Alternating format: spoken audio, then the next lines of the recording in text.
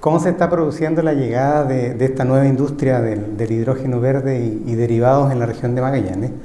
Me gustaría recordar primero cómo se produce actualmente la mayor parte del hidrógeno en el mundo, para entender algunos conceptos, sobre todo para entender por qué debemos de dejar de producir hidrógeno usando combustibles fósiles.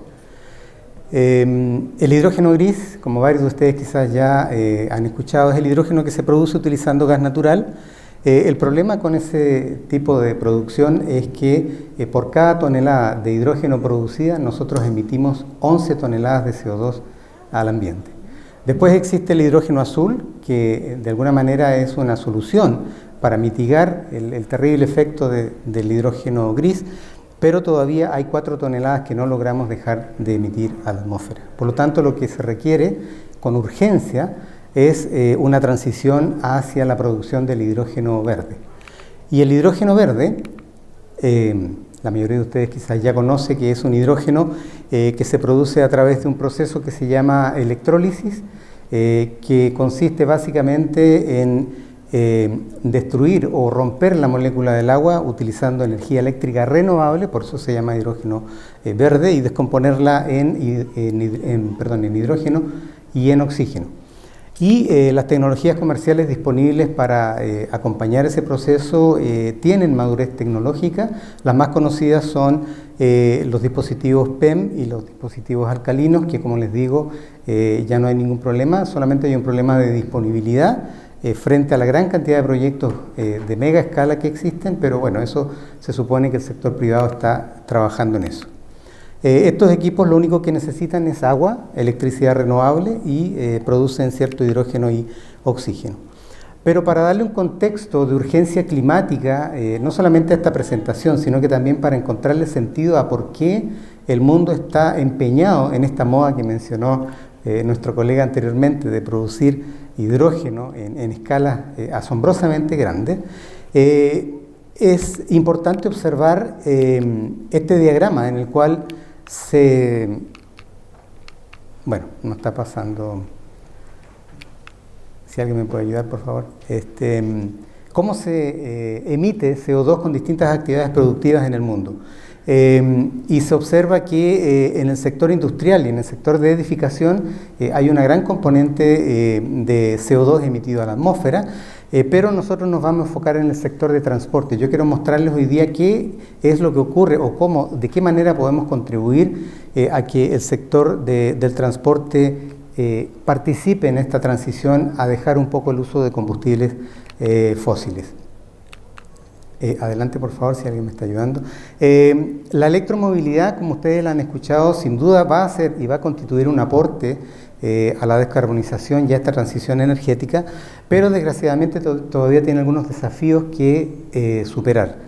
Y probablemente no va a ser una solución a corto plazo, puesto que la masificación, ¿cierto?, en cuanto a disponer de vehículos eléctricos, a trabajar en las baterías, ¿cierto?, para poder tener mayores autonomías, probablemente no va a ser tan rápido, y por lo tanto se necesita observar otro sector del transporte que, adelante por favor, sí por favor, otro sector del transporte que sí parece tener más sentido trabajar en él, y que si usted observa en ese gráfico,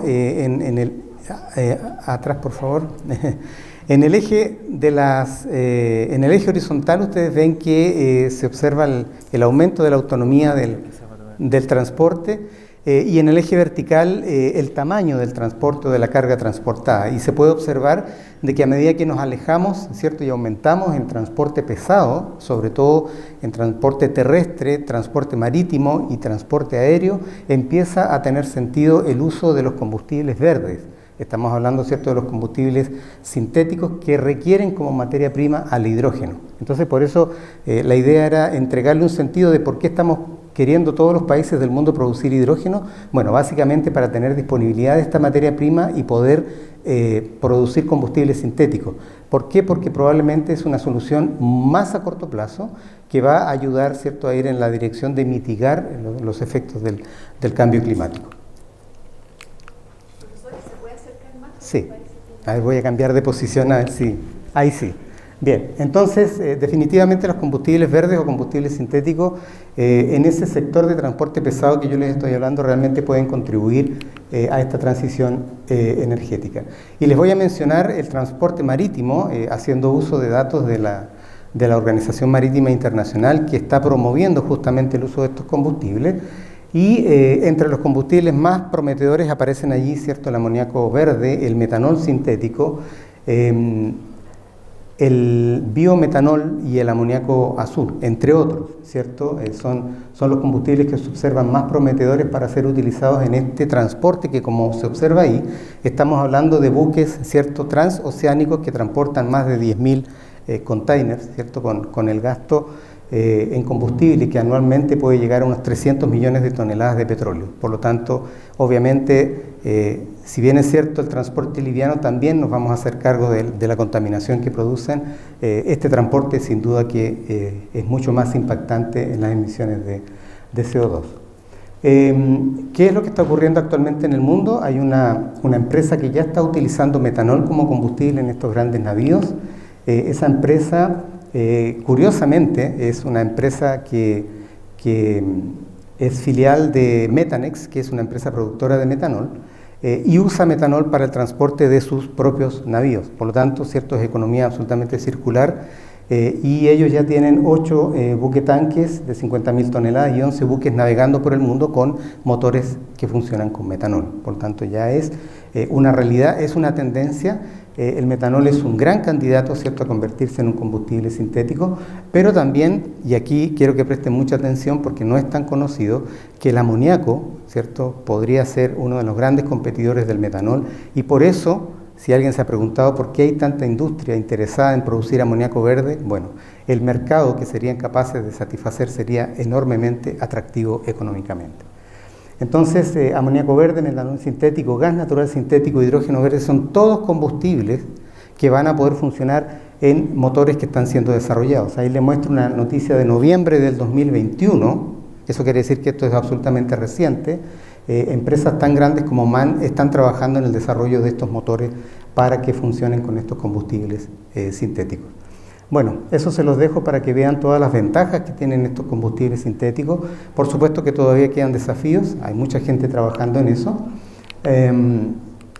pero obviamente lo que me interesa transmitirles es cómo llegó esta fiebre del hidrógeno a Magallanes, ¿cierto? Porque ustedes saben que en nuestro país hay 2 polos de desarrollo, el norte del país con la energía fotovoltaica y el sur austral de nuestro país con todo el potencial de energía eólica que hay. Nosotros hace algún tiempo en Magallanes decíamos, bueno, ¿qué hacemos con tanto viento? ¿Cierto? ¿Cómo podemos beneficiarnos de esto? Somos una ciudad pequeña con una demanda pequeña y nos faltaba un gran cliente, ¿cierto? Consumidor de energía eléctrica renovable. Bueno, finalmente, gracias a Dios, ¿cierto? Llegó ese gran cliente, vino a solucionar una oportunidad, ¿cierto?, que teníamos como región. Y ahora, bueno, en realidad nunca esperamos que fuera tanto, ahora estamos preocupados porque es demasiado, ¿cierto? Pero bueno, no vale quejarse de lleno.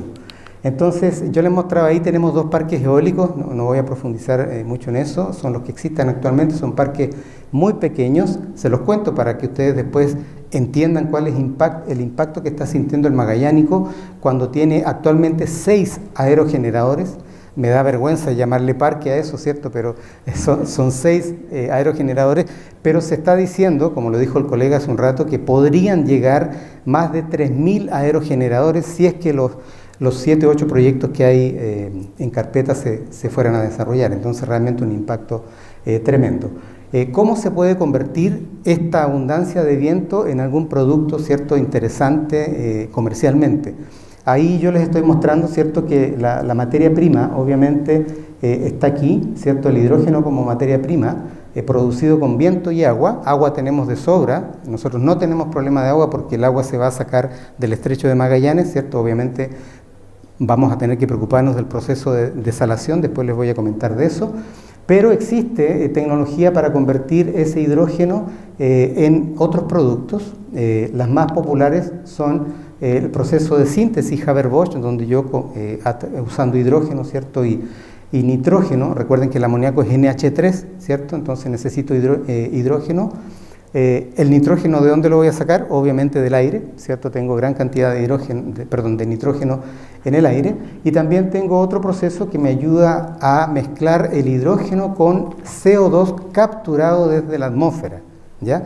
Eso es muy interesante porque estaría, ¿cierto?, capturando CO2 de la atmósfera para producir metanol verde, metano verde y combustibles, gasolinas sintéticas a través de ese procedimiento. Por lo tanto, se ve extremadamente atractivo el viaje hacia la producción de los combustibles sintéticos. Ahora, muchos de ustedes se estarán preguntando por qué no producir hidrógeno, transportar hidrógeno y distribuir hidrógeno. Bueno, desgraciadamente, ¿cierto?, la cadena logística es carísima, ¿cierto? Y el hidrógeno tiene algunas particularidades que hacen más sensato transportar un producto que no sea el hidrógeno, sino que una etapa posterior. Y se está hablando de gasolinas sintéticas, de metanol sintético y de amoníaco verde, como yo les estaba diciendo.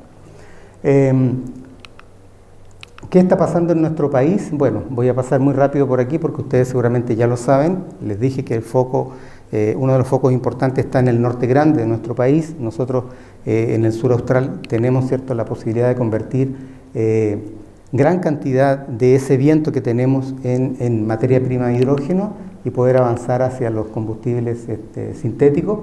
En Chile hay más de 60 proyectos presentados, ¿cierto? No significa que todos se vayan a desarrollar, y yo solamente le voy a hablar obviamente de la realidad de Magallanes y de esos 3 proyectos que son los más cercanos a poderse realizar. Obviamente, si estos 8 proyectos que están concentrados en Magallanes se realizaran, vamos a tener un problema. Desgraciadamente vamos a tener un problema porque somos una ciudad pequeña. Tener 8 proyectos al mismo tiempo es prácticamente imposible, por lo tanto hay que organizarse o hacer las cosas bien, como dijo el profesor Palma. El mercado que tiene el amoníaco es tremendo, no solamente, ¿cierto?, porque quizás la mayoría de ustedes lo visualizan como materia prima para producción de fertilizantes, ¿cierto? También es materia prima para fabricación de explosivos, pero sin duda el mercado con más proyección es el de producción de combustibles sintéticos, ¿cierto?, para la industria del transporte pesado. No me voy a detener acá, que es la explicación de cómo se produce, ¿cierto?, ese amoníaco verde, pero solamente indicar que ahí hay un barco, ¿cierto?, porque esto actualmente se está pensando solamente en exportar este producto, ¿cierto?, fuera del país. Ahí hay uno de los proyectos, el proyecto HNH, que solamente no me voy a quedar en los detalles, quiero mostrarle aquí la capacidad instalada que ellos pretenden colocar de eólica, 2 gigawatts de potencia instalada, traducido en cantidad de aerogeneradores, 400 aerogeneradores. Eso nunca lo habíamos visto, ni siquiera en nuestros sueños más optimistas, ¿cierto? Por lo tanto, eso va a producir un problema. También está la Total quizá a usted le suena como una empresa histórica de hidrocarburos, ¿cierto? Pero como todas otras han tenido, ¿cierto?, su filial renovable, Total Eren es ella, y tienen un proyecto enorme, mega escala, ¿cierto? También ahora ellos están en su estudio de impacto ambiental, y un momento más les voy a mostrar ahí está la fotografía, ¿cierto?, de lo que ellos pretenden hacer en Magallanes. Es una mega planta. Ellos también están considerando la construcción de un terminal portuario. Ese terminal, por supuesto, tiene el objetivo de poder evacuar el producto hacia distintos mercados del mundo. Pero son escalas muy grandes, como yo les comento. Lo otro que es el proyecto que les voy a mencionar de producción de gasolina sintética, el proceso nuevamente, ¿cierto?, requiere viento, agua, máquinas, ¿cierto?, que puedan hacer electrólisis, capturadores de CO2 del aire para producir metanol sintético, y de ahí, a través de un proceso que se llama metanol to gasoline, convertir ese metanol en gasolina sintética. Esa gasolina, estimados y estimadas, ustedes la meten al motor y no necesitan cambiar ni una pieza del motor, ¿cierto? Es gasolina, solamente que el carbono que contiene no tiene un origen fósil, ¿cierto?, sino que fue capturado de la misma atmósfera, por lo tanto sería un combustible carbono neutral. Esas son imágenes renderizadas, ¿cierto? Eso era cuando se estaba presentando el proyecto. Este proyecto es un proyecto piloto, es un proyecto que está pisando, ¿cierto?, con mucho cuidado para ver, ¿cierto?, cuáles son los problemas que se pueden producir en la producción de hidrógeno y de combustible sintético. Ahí hay otros datos que ustedes los revisan después, pero solamente es para mostrarles de que hay una fase piloto, que es la que estamos viviendo ahora, y una fase comercial, ¿ya? Y en la fase comercial ya no vamos a tener, ¿cierto?, solamente un aerogenerador como en la fase piloto, sino que vamos a tener 64 aerogeneradores donde vamos a comenzar ya a observar estos grandes parques. Una empresa local, ¿cierto?, Gasco, encontró una oportunidad en este proyecto de poder producir gas licuado sintético, y están trabajando en eso es interesante también, y podría ser un impulso, digamos, a la economía regional. Esas son fotos recientes. La foto que está a la derecha la tomé antes de embarcarme en el aeropuerto, en el camino al aeropuerto.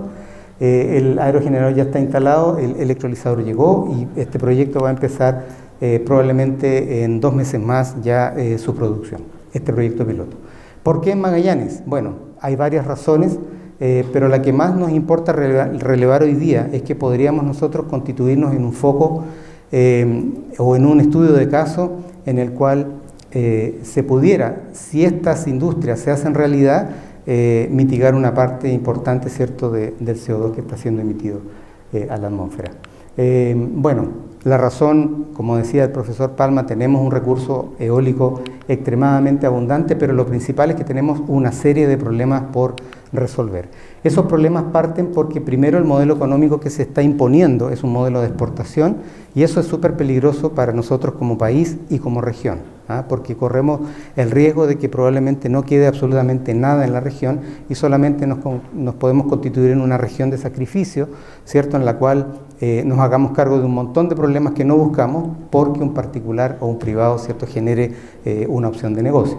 Por lo tanto, los desafíos es lograr que efectivamente esa industria deje una parte de sus ganancias, conocimiento, etcétera, ¿cierto?, en la región, que se promuevan encadenamientos productivos, empresas satélites o emprendimientos, ¿cierto?, al alero de esos desarrollos productivos, y también que esto se haga con equilibrio, con armonía, ¿cierto?, con el medio ambiente y con la situación de región todavía, ¿cierto?, natural que tiene Magallanes.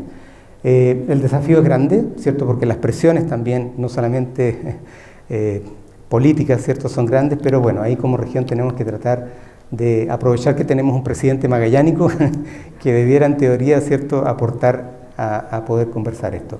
Tenemos un desafío tremendo de transporte, ¿cierto? La Empresa Nacional del Petróleo tiene una cantidad de cerca de 500 kilómetros de poliductos que están sin uso. Hay que adaptar eso para obviamente convertirlos en infraestructura para transportar estos combustibles sintéticos. Tenemos desafíos asociados a condiciones portuarias. Existen puertos, pero lamentablemente las condiciones de esos puertos no se adecúan a la realidad de estos combustibles sintéticos, y en el formato que ellos sean transportados. Tenemos buquetanques de amoníaco, de metanol, de hidrógeno líquido, todos son distintos y no tenemos puertos preparados para eso. Por lo tanto, es un desafío tremendo. ¿Seremos capaces de integrar el hidrógeno o sus derivados en las economías locales? Tremendo desafío.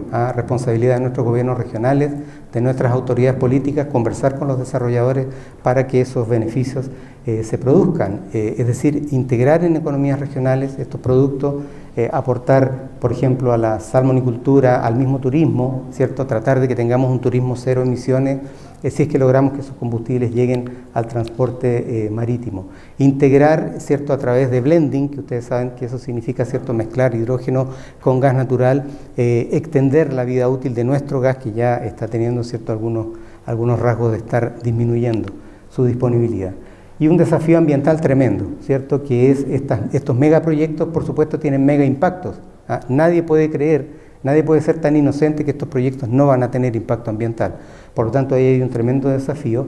Y cuando yo les hablaba de equilibrio y armonía, tiene que ver con eso que aparece ahí, ¿cierto?, en la imagen, de poder el uso histórico de suelo que ha tenido Magallanes, tratar de equilibrarlo con estos nuevos proyectos. Sin duda que es un tremendo sacrificio. Hay desafíos técnicos también, rápidamente les muestro el contexto eléctrico de nuestra región. Súper simple, Magallanes no está conectado al sistema eléctrico nacional, ¿cierto? Conclusión, somos una isla eléctrica, por lo tanto, problema técnico para grandes instalaciones de parques eólicos. ¿Por qué? Porque estos sistemas, ¿cierto?, requieren cierta estabilidad en tensión y en frecuencia, y el recurso eólico ustedes saben que es altamente variable, ¿cierto? Por lo tanto, para que esto se produzca, probablemente el desarrollador va a tener que pensar en sistemas de respaldo o en sistemas de almacenamiento que hoy día no están y que probablemente van a tener un impacto en el costo final de la tonelada de hidrógeno, que es una tremenda incertidumbre que hoy existe y que de repente podría, ¿cierto?, como se dice en buen chileno, aguarnos la fiesta, ¿no? Porque la única manera, ¿cierto?, que esto se desarrolle en masa es que seamos competitivos con este precio de hidrógeno, y eso hoy día no está ocurriendo. Por favor, no piensen que hoy día el hidrógeno es competitivo, ¿ah? Hoy día no es competitivo con el hidrógeno gris ni con el hidrógeno azul, por lo tanto esto va a llevar un tiempo en que se logre. Fíjense ustedes esa imagen que es del Ministerio de Energía de lo que está ocurriendo en el mundo. O sea, estoy de acuerdo que es una moda, pero hay varios países que están invirtiendo millones, ¿cierto?, de dólares en 376 proyectos. Por lo tanto, alguien está viendo algo aquí que es una tremenda oportunidad, ya sea económica, ¿cierto?, o sea ambiental, pero es una tremenda oportunidad. Y si nos demoramos mucho como país, podemos correr el riesgo de que algún país sea más competitivo que nosotros y bueno, perdamos la oportunidad. Ya voy terminando. Aquí hay un desafío que tiene que ver con lo que hacemos nosotros, que es un desafío académico, ¿cierto?, de formación de capital humano que hoy día no está, ¿ah? El Corfo fue enfático el año 2019, dice, si ustedes quisieran encontrar mano de obra en Chile que se emplee en la industria del hidrógeno, bueno, apúrense, comiencen a formarla porque hoy día no está. Y en eso estamos trabajando. La Estrategia Nacional del Hidrógeno nos da algunas indicaciones. Nosotros estamos reunidos con las empresas desarrolladoras para agilizar ese proceso de formación. Estamos creando un ecosistema. Ese ecosistema significa sentar en una mesa al gobierno regional, a las empresas, a las universidades, a los institutos, a los liceos profesionales técnicos, ¿cierto?, para que podamos ser capaces de formar esa mano de obra. Sin duda que es un desafío, pero vamos trabajando bien en eso. Fíjense en todas las instituciones que están ya formando parte de este ecosistema y digamos con voluntad de enfrentar este desafío de formación de capital humano. Hemos firmado proyectos con los principales desarrolladores.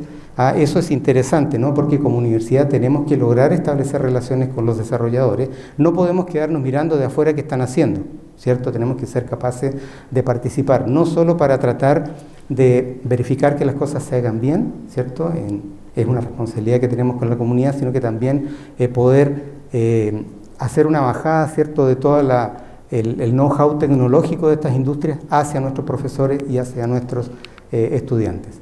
Esto es propaganda. Tenemos un magíster en desarrollo. Este es el segundo año del magíster en eficiencia energética y energías renovables, donde obviamente estamos entregando conceptos de hidrógeno verde y combustibles sintéticos.